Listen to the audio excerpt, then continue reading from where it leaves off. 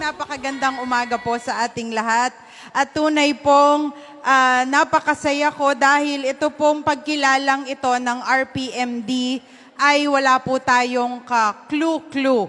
Talaga pong sorpresa itong dumating at hindi natin alam na meron palang ganitong pagtatanong sa mga mamamayan. Ito po'y boses ng mamamayan, tama po ba?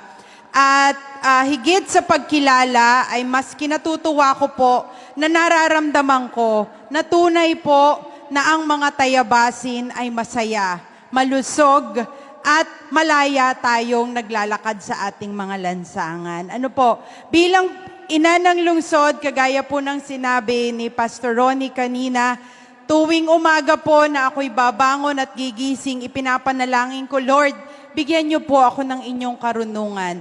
Lord, bigyan niyo po ako ng inyong lakas. Lord, bigyan niyo po ako ng inyong mga virtues sapagkat hindi ko po kakayanin ito mag-isa. Bilang namumuno sa isang napakalaking syudad at napakalaki din po ng pressure dahil marami pong umaasa sa inyong lingkod.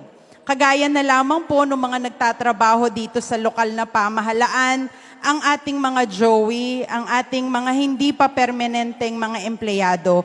Tuwi na lang ako'y nanghihina, yun po ang iniisip ko.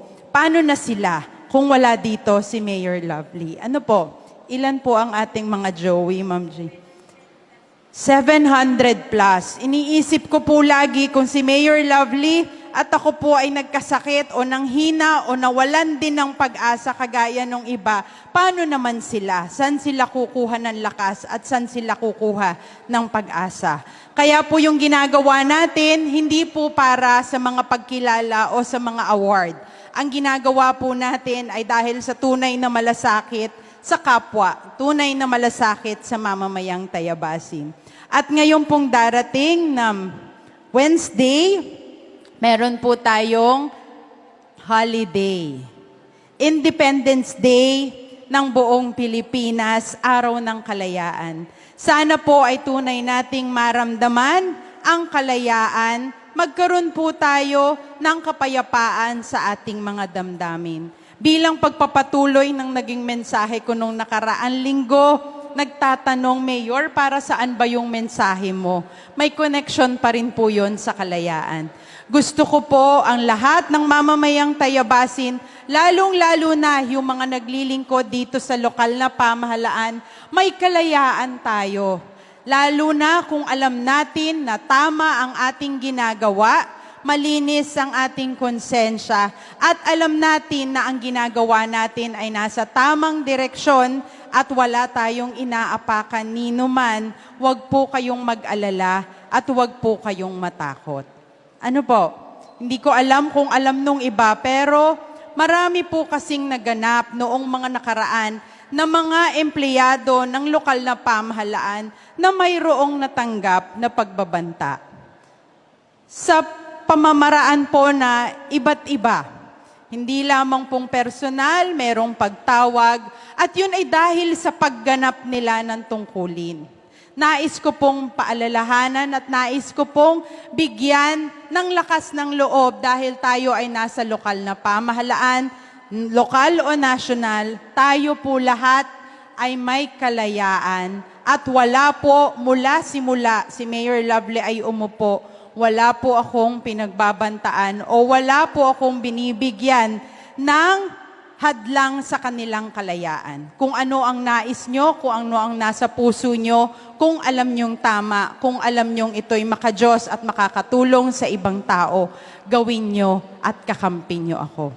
Sa susunod na Lunes ay another holiday po ulit. So wala pong flag ceremony dahil may holiday na naman. Doon po sa mga kagaya ko na hindi naman po applicable ang holiday, ngingiti na lang tayo. Ano po?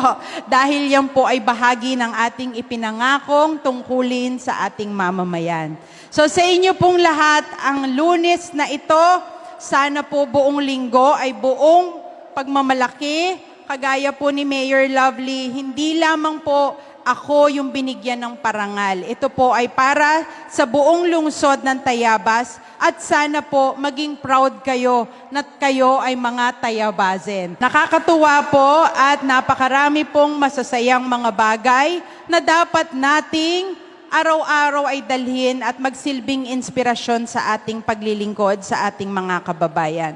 Nais ko pong magpasalamat sa DRRM Office sa pangunguna ng ating flag ceremony. Congratulations po sa ating City Health Office Supply Section sa kanilang natanggap na pagkilala. Sa iba't ibang opisina, lokal o national, maaari na po tayong magsibalik sa ating mga opisina na may ngiti sa ating labi at pagmamahal sa ating puso. At higit sa pagkilala na matatanggap natin, sana ay lagi po nating isaisip ay kapakanan ng ating kapwa at kalusugan, kasiyahan, kalayaan at ikatutuwa ng ating mga kababayan. Sa inyo pong lahat, magandang umaga po, mabuhay po ang lungsod ng Tayabas.